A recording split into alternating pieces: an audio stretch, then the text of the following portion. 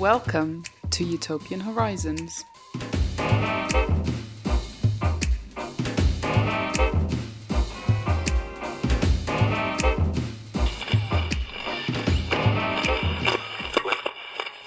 Hello and welcome to episode 21 of Utopian Horizons, a podcast where I cover a different utopia, dystopia, utopian thinker or movement in each episode. I'll begin by making my customary apology about how long it's been since the last episode. Sorry, that's just kind of the way it is sometimes. Ideally, I'd like to be in a situation where I could put out an episode like every 2 weeks, but I'm in a kind of chicken and egg situation with the money that I get from the Patreon. I don't make enough money to be able to put the amount of time I'd like to into the podcast to get episodes out that regularly. And probably while I can't do that, I'm not going to get that money. But hey, that's the way it is. I will continue to do the best that I can. This episode is about a Philip K. Dick novel called The Simulacra.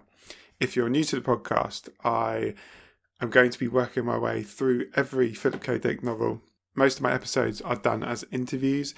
The Philip K. Dick ones I'm doing by myself. I've done 4, I think, so far.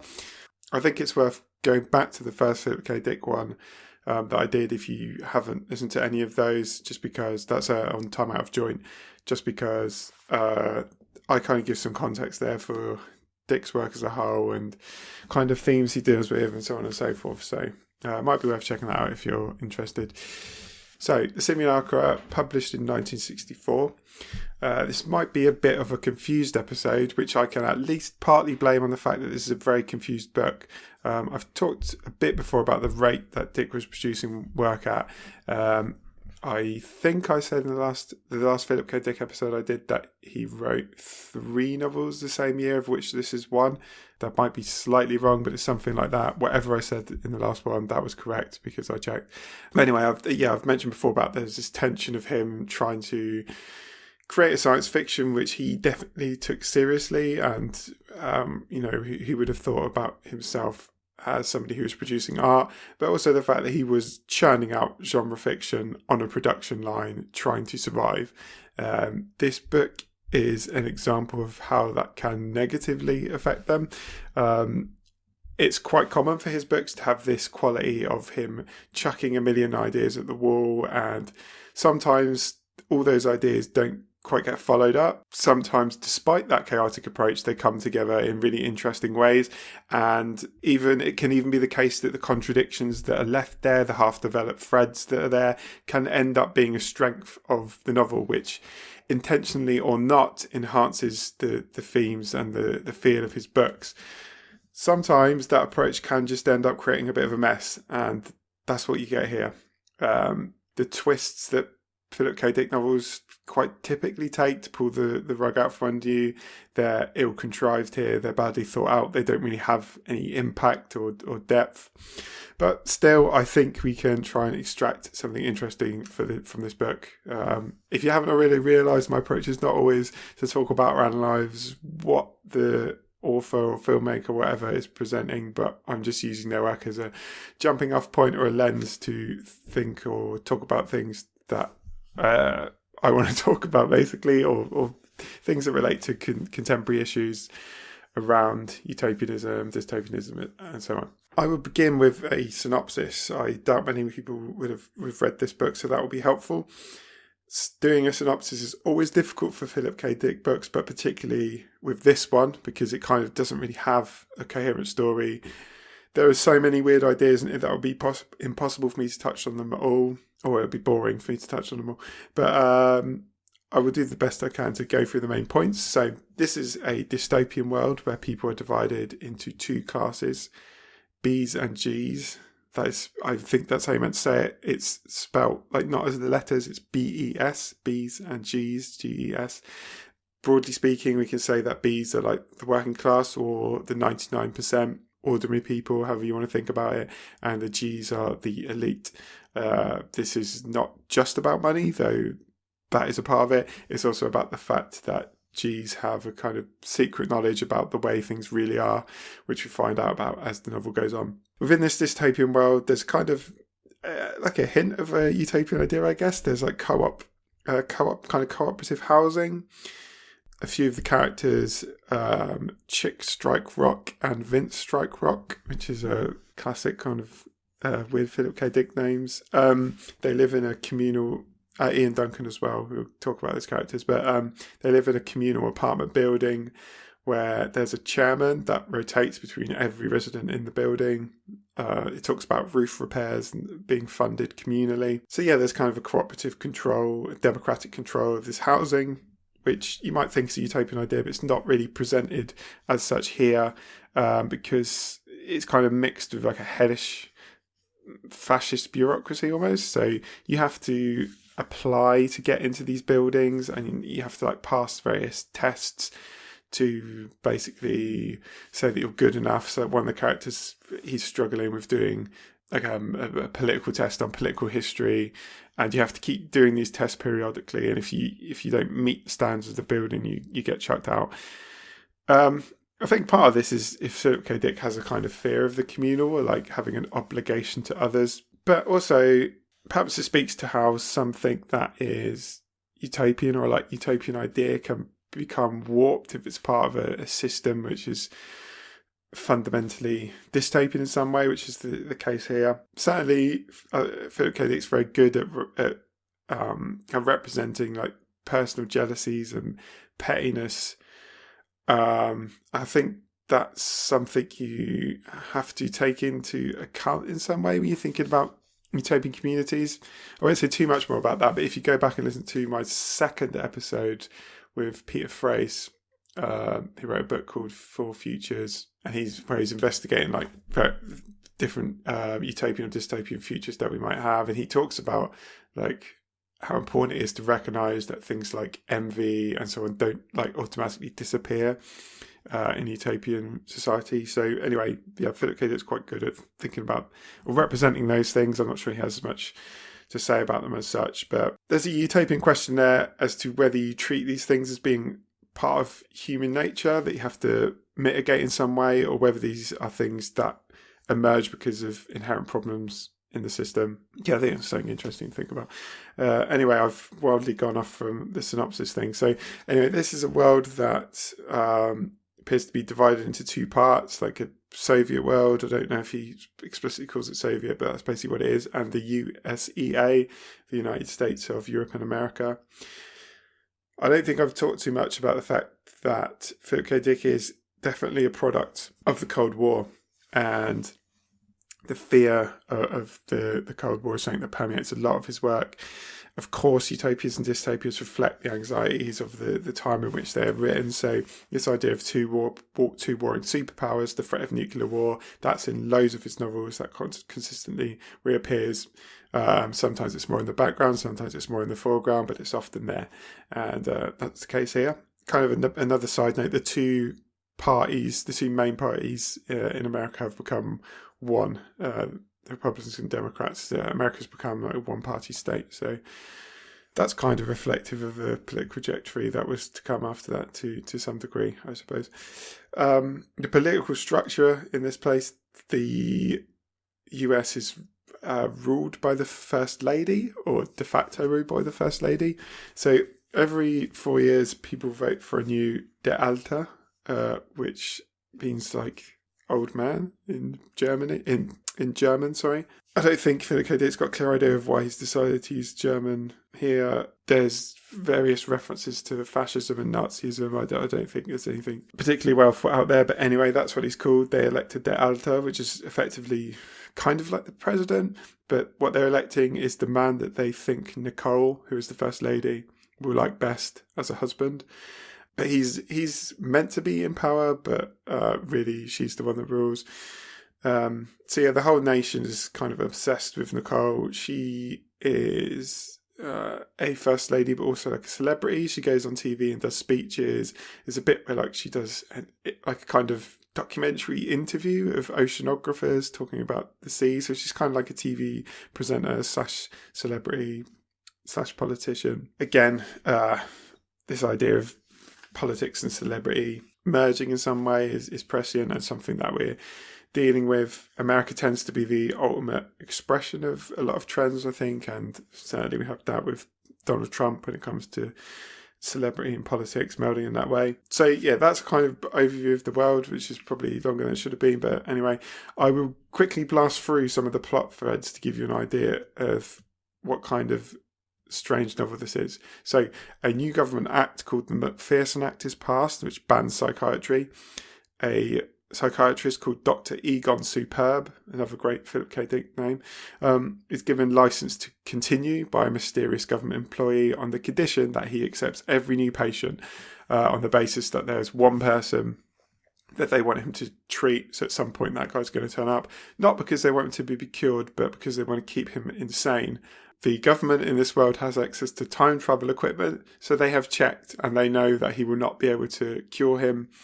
If this guy is forced to go the pharmacy route and use chemical therapy, as they say, they know that will work and cure him, and they don't want that to happen. That's one plot thread. Another one. A man called Ian Duncan is on the verge of being chucked out of his communal building for failing those regular tests I mentioned previously. He goes on a quest to get back his old partner, who currently works in a jalopy jungle, which is an illegal flyable lot where people can buy ramshackle spaceships, basically, that are called jalopies, in the hope of getting to Mars. And he is searching for this old partner of his to reform their classical music jug band and finally succeed at getting to play at the White House. In this world, all talent of any kind is signed on exclusive contracts to perform at the White House. Next plot thread. The government brings Hermann Goering into the future to negotiate with him and help the Nazis win the war, making a deal that he won't kill the Jews won't commit the Holocaust, basically, as payment for that. So their idea, what they've looked into, the possibilities, even though the war will be extended and the Nazis will win, they think it will inevitably eventually collapse and they'll kind of save lives in the long run. Nat Flieger, who works for a record company, is sent to the house of a reclusive psychic piano player named Richard Congrosian, who plays the piano with his mind in an attempt to persuade him to record some new material. He unfortunately is having a mental breakdown and he goes off all sorts of other places, so they never come into contact. The contract for the next De Alta, as I mentioned, the kind of prime minister, the contract to make the next De Alta, because he is a simulacra. He's not really a person that's elected. That's one of the secrets that the Jews have. That contract is unexpectedly taken away from a giant firm, or a cartel, as they call it in the book, as a cartel system called Karpensonen, as a way to try and break some of their power by the government, and that triggers a plot for a coup. I'll give you one more plot thread. A neo-Nazi, or perhaps not, named Bertolt Gotz leads a concerning populist movement called the Sons of Job, and periodically pops up to annoy Nicole and the government using his own time travel equipment that's effectively made him impossible to kill. So yeah, that's just a few of the plot threads, and that hopefully gives you an idea of how kind of all over the place this book is and how many different things there are going on. I'm sorry if that was far too long. First thing I want to talk about this book is mental health. There's quite a bit in there about that. There's quite a bit about the pharmaceutical industry and psychoanalysis. The first thing this made me think of was, because in this book, the pharmaceutical industry have lobbied for psychoanalysis to be banned, basically for profit. They're like getting rid of the competition, and they're kind of, dishing out pills willy-nilly for everything, misdiagnosing people, which instantly made me think of that shitty guy who wrote that rubbish book about how, same kind of thing, like basically the pharmaceutical industry, I don't know, it's like invented depression and they're giving everyone pills to make money, and that's not the real way to deal with it, which anyone who has any knowledge of mental health problems or experiences mental health problems would tell you that's a very dangerous thing to say and bullshit, basically. By the way, this guy, if you don't know who wrote this book, he was formerly a journalist who got caught plagiarising and maliciously editing the Wikipedia pages of anyone who criticised him. And for some reason, when he came back a few years later after that scandal with a book, everyone just took him seriously and took him at face value, rather than thinking that maybe this guy might not be the best person to listen to. But hey, there you go. Now, obviously, I think there are problems with the pharmaceutical industry. I don't doubt there are cases where pills are prescribed where they shouldn't be. In fact, I know they are. For example, you may know about the opiate problems in the US, where pharmaceutical industry was pushing painkillers that were being prescribed. A lot of people got addicted to them. They were then banned, and basically a load of people ended up on illegal and more dangerous drugs. So yes, there are problems with the pharmaceutical industry, but that doesn't mean that like depression is fake and you don't need to take medication or whatever it is.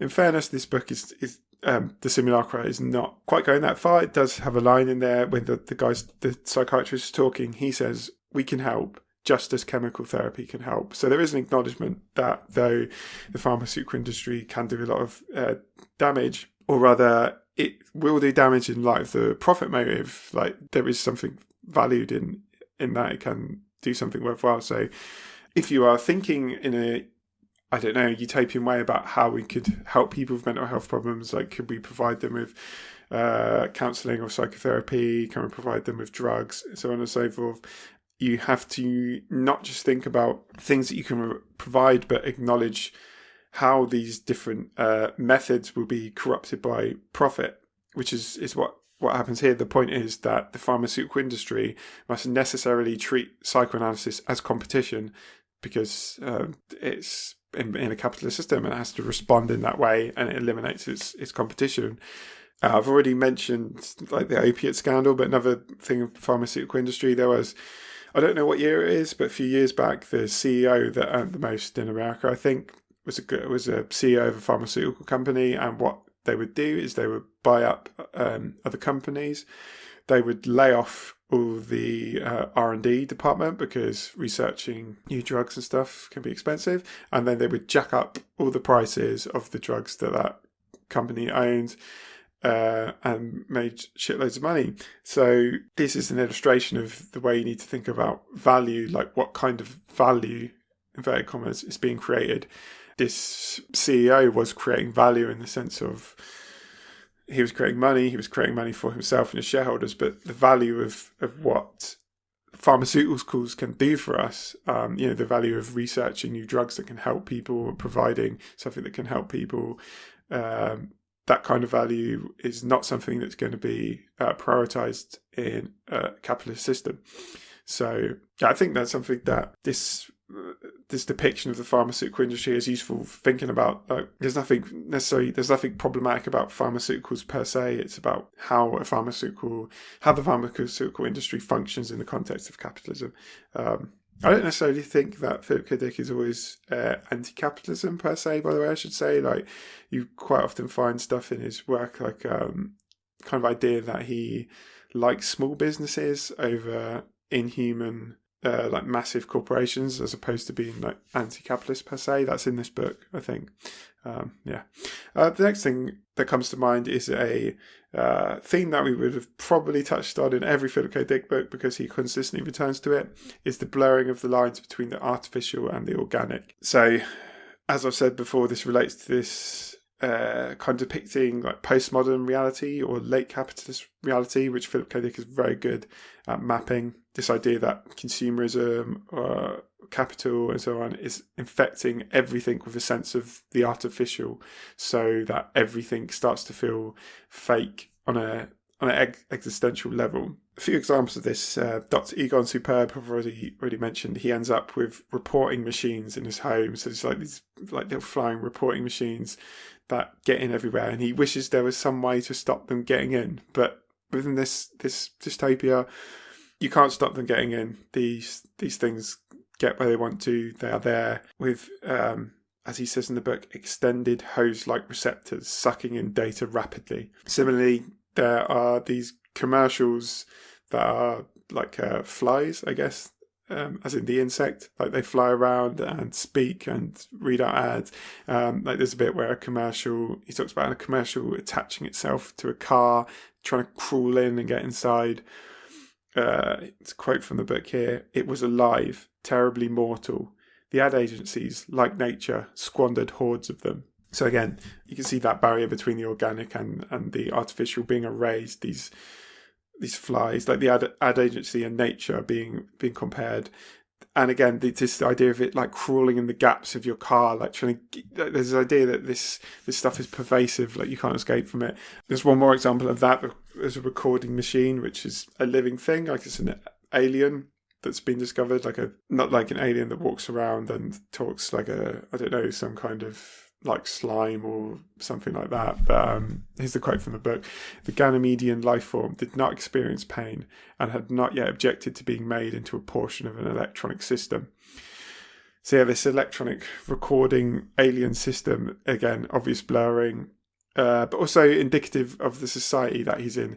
They discover alien life, like an incredible thing, this amazing discovery, and they turn it into a product. Again, they have to find its value. And this is, again, something that I think I've mentioned before, like consumerism, rareifying everything, like making everything into an object and artificial. This is what happens to an alien life form. It's necessarily turned into a product. It's necessarily turned into something artificial. So yeah, in this world, we have adverts flying into your place of work, crawling into your car, reporting machines in your home. This is about the pervasiveness of advertising, which perhaps we've now become numb to an extent. But, it's particularly with technology now and how advertisements are kind of weaved into our social networks and our data feeds into advertising, which is fed back to us in various different ways. But again, it's really important what he's getting at here, that this invasiveness, this stuff is a part of your world. It's part of the fabric of reality. You can no longer shut this stuff out. It is reality. And yeah, these lines just continue to blur, as I hint at there, like this line between like customer and like product. We do work refining algorithms without knowing. Ads speak to us in a direct way, different to the way these flies like literally speak to you. But these ads, like the reporting machines sucking in our data is being sucked in and fed back to us by advertisements.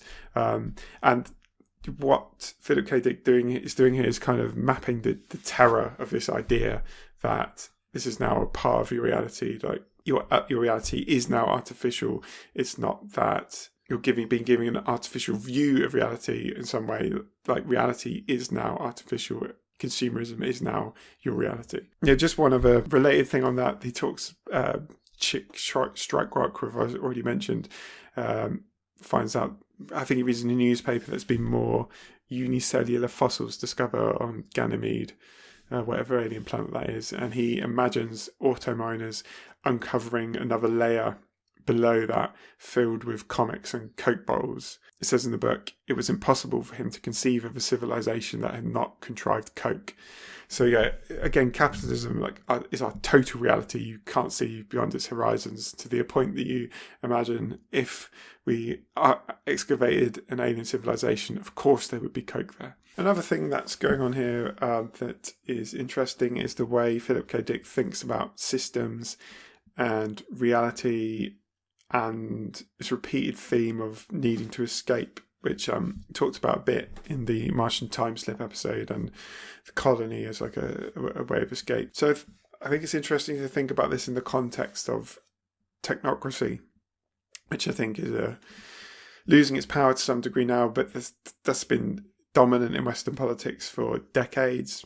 You think about the kind of centrist hysteria about ideology, horseshoe theory, which I've talked about before, this like trash idea that the left and the right are both the same because they are kind of blinded by ideology and they necessarily end up at the same place. Whereas you have, sensible people who present themselves as only being interested in facts and logic, and they think they are ideology free. And the people that disagree with them, they are the only ones who are subject to ideology. If they weren't, then they would think like they do, which is, of course, the most ideological position possible. Here, this is an example of what Dick is suggesting, is that, on the contrary, you necessarily live within a constructed reality that's defined ideology, and it's not easy to escape that. So, for example, when he's talking about Richard Congrosian, who is the psychic piano player I previously mentioned, he says, like many artists, Congrosian travelled his own way, somewhere in between the two overpowering social realities. So the two overpowering social realities are the Soviet state and the United States of Europe and America. This is not something that's easy for Kongrosian to do. He is deeply troubled by mental illness, so this is not something that's easy to do. Another example of this, one of the characters says, when he's talking about emigrating to Mars, he says, maybe I ought to emigrate to colonial reality, which is an interesting turn of phrase. Like, not maybe I should immigrate to Mars, maybe I should start a new life for myself, whatever. He talks about moving to a new reality. I think that's something useful in recognizing that your culture, the culture that you live in, is necessarily a reality that's to some degree created by the ideology. Thinking about to Philip K. Dick's own context, of course, like it's so obvious to look at now, the kind of propaganda that existed in both nations and their views of the world, of themselves, as of others, as social realities, like constructive realities that affect the way that people live there, perceive themselves, the others, the outside world, and so on. That's obvious with hindsight, and yet we think that doesn't apply now. Philip K. Dick is here trying to make that very clear that these are all constructive realities. Indeed, what you're doing when you're thinking as a utopian, you're creating a new reality. You're thinking of a different way that things could be, which in a sense, I don't just mean in like an imaginary way. In some way, you are creating a new reality. So that is the power that it has in a sense. So yeah, even though you recognise that your reality that you live in is fake, there's something positive in that, because the very idea that it's constructed means that you are free to create a new one. If you know it is constructed, you can deconstruct it, you can create something else. So I think that's useful to have. If you think that you're uniquely free of ideology, you are kidding yourself. It's the most basic mistake you can make. I really like the way that Philip K. Dick brings that artificial nature of reality to the forefront of thinking about culture or whatever is constructed. This idea of needing to escape that I mentioned that's being repeated here, that's mostly emigrating to Mars, or also mentioned as joining the Sons of Job. It constantly comes up in the book, like people talking about escaping or feeling an urge to escape through these different routes.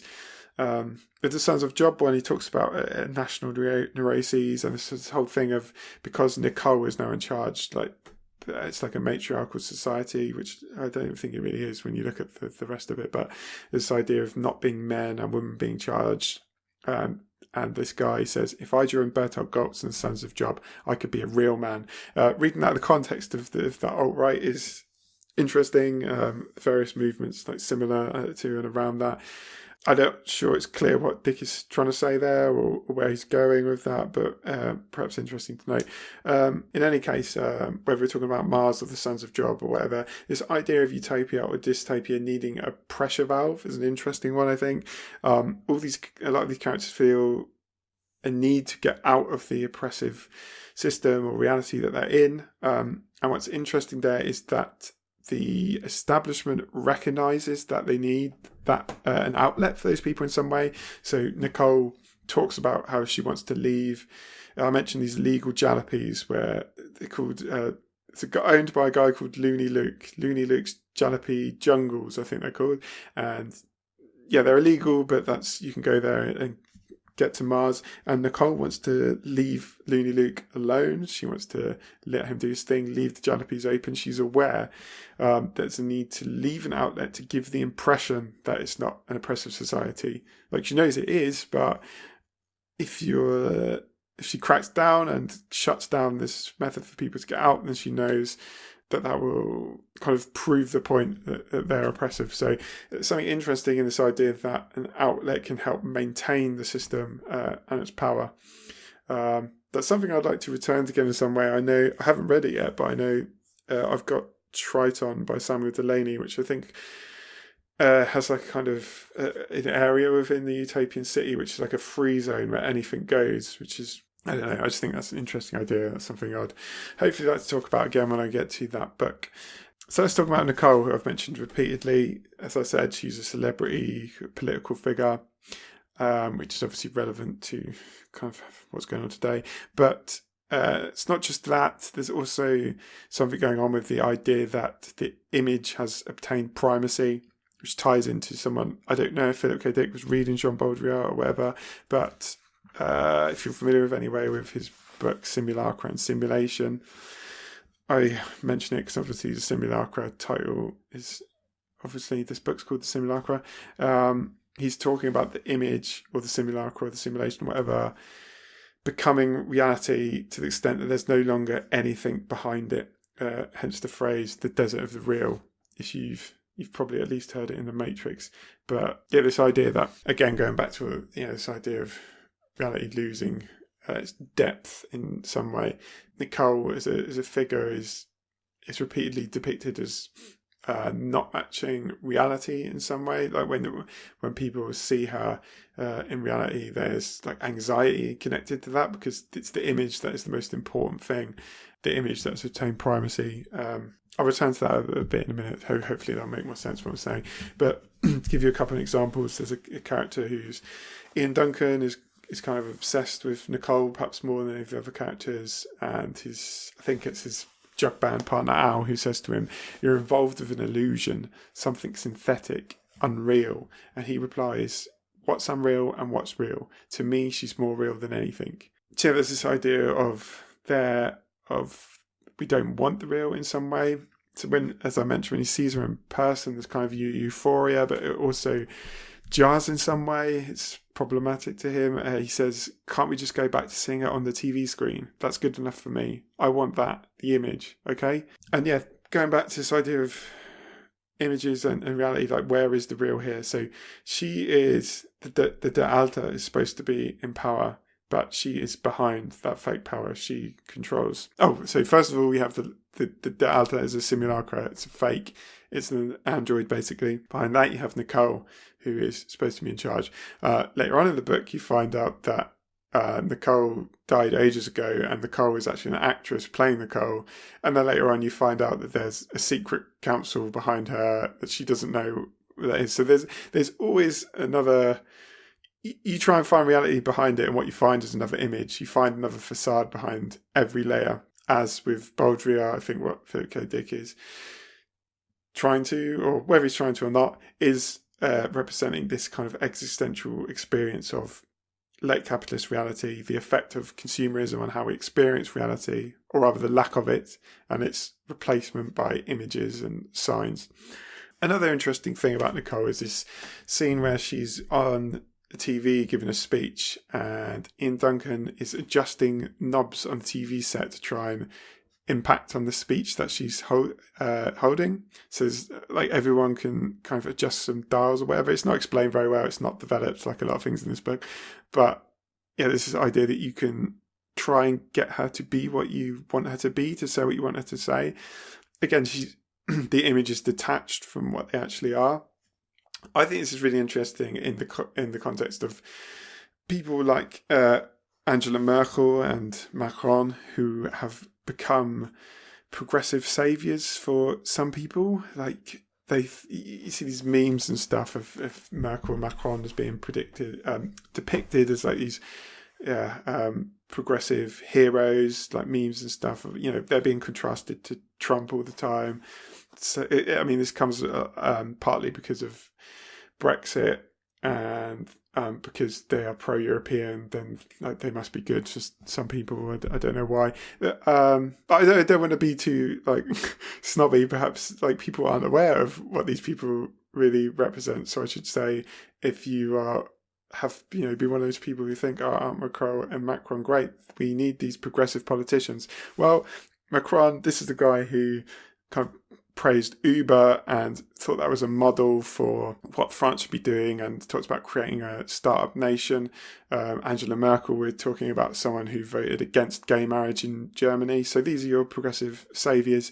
Hillary Clinton's another great example of that, like because she is against Trump, or because she was in opposition to Trump, she must be a progressive icon of some kind. This is a person that told Wall Street in that leaked speech that she had a public position and a private position, basically telling them that she'd let them regulate themselves and not to worry about anything she said in public about regulating them in any way. This is a person who, as Secretary of State, supported an authoritarian military coup in Honduras, which sent that country spiraling into violence. Why did she do that? Well, the guy that they got rid of, Zelaya, he oversaw some economic and social reforms, including a minimum wage, giving away energy-saving light bulbs, pledging to resolve land disputes between peasant farmers and agribusiness. So, yeah, Hillary Clinton doesn't seem to like that radical program. She also, of course, referred to young black people as super predators. All this stuff, that's actually a really good example of all this stuff I'm talking about, twisting who these people actually are to fit the image of what you want or perceive them to be. And that last example is a perfect one, because there were people who continue to defend her regarding that, saying, she didn't actually say that. You can go and watch the speech, and yes, she did not say in a sentence, young black people are super predators, but it was a speech talking about gang violence and drugs. And then she went on to mention kids and referred to them as super predators. Now, we all are quite capable of detecting dog whistle stuff in right-wing figures, but if you can hear it there, why can't you hear it here? With Hillary Clinton is what I would say. It was quite clear who she was talking about. It's quite clear when she was talking about gang violence and drugs and these kids and super predators that she meant young black kids. So yeah, she did say that. So yeah, anyway, twisting knobs on the image, we are trying to make her into what we want or think she is. Same with Macron, same with Merkel, because they in some way represent something that we like or against something that we don't like. We construct our own image, which does not represent the reality in any way. Crucially, when he's trying to twist the knobs to get the right image, it does not work. It's not effective. And I think that is an indication of what happens when you try to put your politics into a self-created image of a saviour figure. I should say, just because I've focused on figures from the centre, I do enjoy attacking the centre. I should say I don't think the left is necessarily immune to this. You can see examples of it with like Bernie Sanders, who recently was very light on criticising Israel for murdering Palestinian civilians. He said that abolishing ICE was going too far. And you look at the way people defend him because my response to that would be like, we don't need to defend this guy. We could vote for him and use him when he's useful to our politics, and then we can drop him and move on to something better. Like, we don't need to put too much into these figures.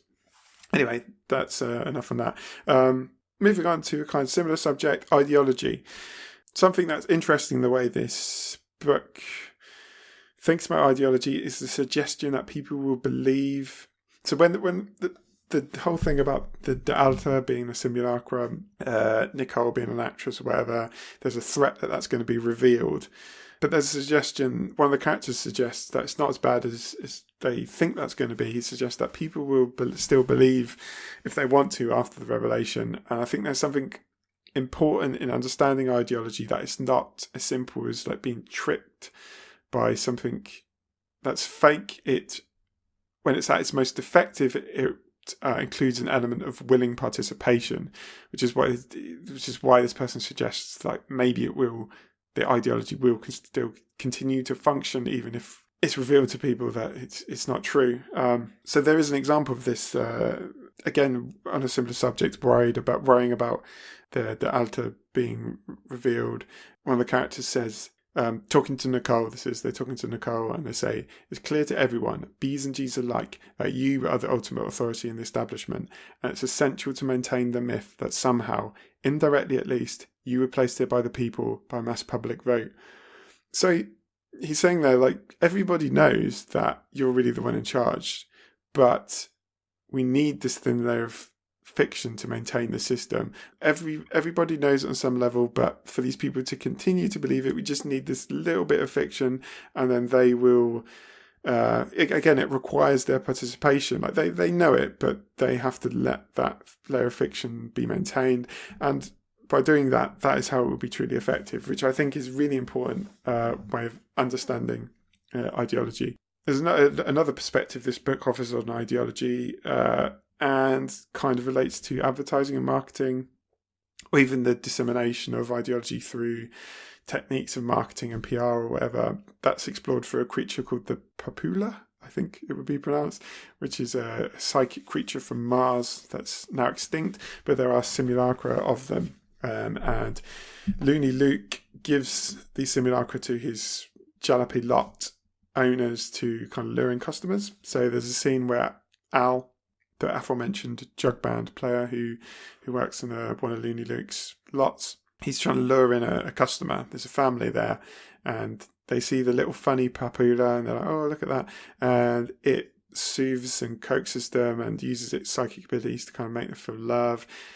It's from Mars, so it's communicating to them about what Mars is like, what a great place it is. No one starts tapping into their anxieties. Like no one spies on each other's there. There's no tests that you have to do. You can be your own boss, farm your own land. Obviously, it's trying to make them think Mars is great because there's a Jalopy lot there where they can emigrate. And then the young boy that's with the family, he spots the Jalopy place and he points it out to his dad, who realises that he's being softened up to have a Jalopy sold to him to go to Mars. But Al, as the book says, turns up the gain and lures him in. The guy says that he's going to leave, but he doesn't. He's hooked in. So what's important here, the guy knows the scheme at this point. He's seen the scheme, but it works anyway. So even if you know about the bullshit of advertising and PR, that knowledge does not necessarily inoculate you to its full effect. And we can probably all relate to that, right? I mean, some of us must have bought some shit or been taken in by some marketing or whatever, even though we know what that is and how that functions. Again, I think that's important, this idea that the guy realizes what the scheme is, but it still works. Even if it doesn't impact you in that direct way. There's another scene where Al starts using the Papula on Ian Duncan, who I've mentioned, his jug band partner, to try and persuade him to let him use the Papula to win the talent contest so they get signed by the White House. So that's probably quite confusing. They are going to enter a talent contest and he wants to use the Papula on the judges. In order to convince Ian to let him do that, he uses the Papula on him. But Ian realizes that it's being used on him, tells him to get it off him. It's the phrase it uses. But the book says, a residue remained. He was no longer sure of his position. And this is the potential effect of, I don't know whether you want to think of it as marketing or PR or ideology or propaganda or whatever. How do you know what your own thoughts are when you're being bombarded with this propaganda and advertising? It places that question there, that perennial uncertainty. Once you've been exposed, you never know. Again, this is one of the big anxieties that Philip K. Dick has, and that he's trying to map. You are on a kind of ontological level. You are completely unsure in this world of marketing and advertising. You don't know when and how and to what degree you've been affected. You can't be sure of your own position. Oh man, this episode's way longer than I expected. Sorry. At least it hasn't been an episode for a while, so hopefully this makes up for that and it's not just boring listening to me talk for ages. A quick point on diversity. In this book, Philip K. Dick talks about a Puerto Rican elite in New York. There's a bit where he mentions a benefit for 50 black billionaires being held for an Afro-Muslim space colonization program. I don't think this is something that's a big part of the book or that I think Dick has anything interesting to say about necessarily, but it's a useful thing to use to think about what we mean when we talk about diversity and what we want for that. Does our kind of utopian vision of diversity mean that we have women that are CEOs and black billionaires? I think there's two pretty obvious problems with that. One, I think the systems of domination of misogyny and racism are kind of inherent to capitalism, so I don't think you could get that anyway. But thinking about diversity in that way, which I think liberal politics does when they talk about diversity, when they imagine a more diverse future, they think that they don't think about transforming the system, they just think about the same system but with black people or women in positions of power. So what you're talking about there is leaving a fundamental exploitative system intact and just extending the kind of range of who can be an exploiter. So yeah, I think that's just something worth mentioning when you're thinking about what diversity means. Like, I think a vision of diversity, utopian vision of diversity from someone like the Black Panthers, where tackling racism also means radically transforming the system, is more compelling and realistic in many ways. Going back to kind of some of the ideology politics stuff, I guess. Time travel, I have briefly mentioned, exists in this book. It's called von Lessinger equipment. First thing that's worth mentioning about that is the future here is represented as possibility. It's not inevitable. So here's a line from the book where one of the characters is kind of investigating possible futures. He says, "Other possibilities, murky and dense, spread out parallel with an almost occult darkness surrounding them. What did these less likely futures consist of?" There is the point I'm simply trying to make, is this is a utopian view of the future, as I've mentioned before. Thinking about the future as not inevitable and history as contingent is vital for utopian thinking. Like, you have to not see the future as inevitable in any way. But that is precisely what the elites do here, even though they have access to this equipment. They don't see it that way. So here's a quote of from Nicole, who's thinking about von Lessinger equipment. She says, "Surprise. That was the element which von Lessinger had nearly banished from politics. Everything now is pure cause and effect. At least, so she hoped." You think about mega threads you see on Twitter of people, the game theory, like trying to play politics like a game of chess or whatever, thinking about politics as something where you make plays and calculate results and appeal to demographics and search for the ground that will give you the most support rather than arguing for a position based on principles. This is the kind of view of politics which Nicole is expressing here, a politics of cause and effect, where, again, this plays into this technocratic vision of politics, where politics is something you do, like a kind of calculation that you make in some way. But surprise returns in the book for that political system. Surprise has returned in politics for us, because these approaches inoculate you from thinking about politics in different ways. They ignore, this way of thinking kind of necessarily ignores the people that are ignored by the politics you currently have, and that will come back to haunt you. That's instructive. We see that in the coup at the end of the book. And again, this is a quote from the book, where the coup happens and they're going to execute the secret council. "We saw this possibility, but Barthold dismissed it as too improbable." So even when the information points in a direction that they don't like, they ignore it. Like, they have access to this equipment. So it's not even...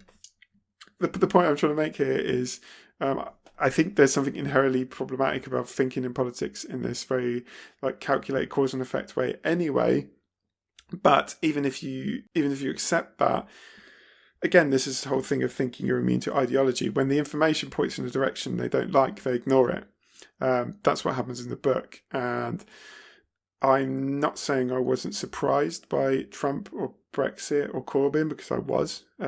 Although less so in the last case. But retrospectively, we could see that there were signs that were there, that were ignored, because that's not how politics works. Or you just can't run on a platform of nationalisation in the case of Corbyn, even though evidence repeatedly shows that that's a very popular position. Like, this idea that politics just doesn't and shouldn't function that way. I'm not saying that you never have to make strategic decisions, but I'm saying that utopian politics and an effective politics must start from a point of principle, an idea of what kind of society you want to create. Centre in particular does not have that now. It only has this chess game, like Twitter mega thread. The Democrats should make this play to appeal to this demographic and then undercut their attempt to do this. But you kind of get what I'm saying. This very calculated idea of politics is not really about principle. It's about kind of finding a way to win, which I do not think is effective, and I think is kind of falsity, because again, it depends on this idea of only thinking in terms of logic and being free from ideology and making calculations which you think you're doing, but you will ignore it, all the evidence and information as soon as it doesn't fit what you think. So it's kind of false in that sense as well. I have talked way too long. If you care, if you've not read the book, just to tell you what the ending is, Bertolt Gotz, the Sons of Job, turns out to be the head of the council for a reason that's not really explained and isn't interesting. There's a coup that generates into a civil war, and there's tactical nukes. And maybe this means that some Neanderthals that have gathered in California for some reason, who are implied to have maybe come from the past or maybe have been created by nuclear war or something, they might now retake the world because humans are going to kill themselves or something like that. That's the end of the book. It's a bad ending. It's not a very good book, but hopefully I have pulled out some interesting things, by which I mean picked out one quote for the book and then used it to complain about centrist politics, which is effectively what I've done for a lot of this. I'm very sorry if this episode was too long.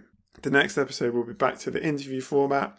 I don't know what it will be. I have a few things that I'm kind of working on simultaneously, and I hope the gap won't be as long, but I don't know.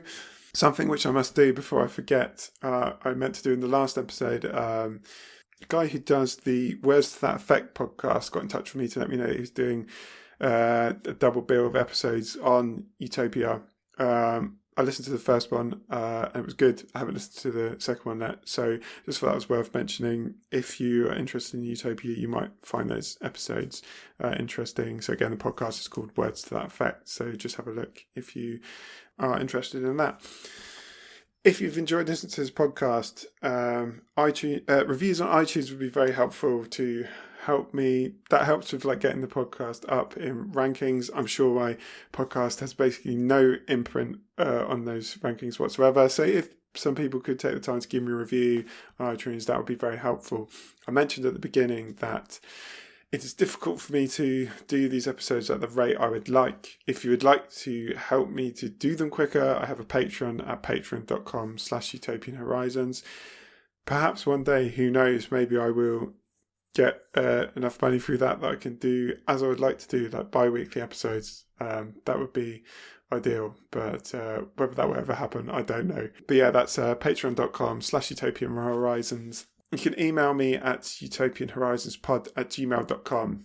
You can tweet me at Utopian Horizons. You can tell me that this episode was far too long and I should keep them half an hour short when I'm solo and not doing the interview formats. Or you can tell me whatever else you like or ask any questions. And I will endeavour to answer them in email, on Twitter, or on the podcast. Also, facebook.com/Utopian Horizons that I always forget to post on. My throat hurts from talking for too long, which you might be able to hear. So I will leave it there. I don't think there's anything else to say. Thank you for listening.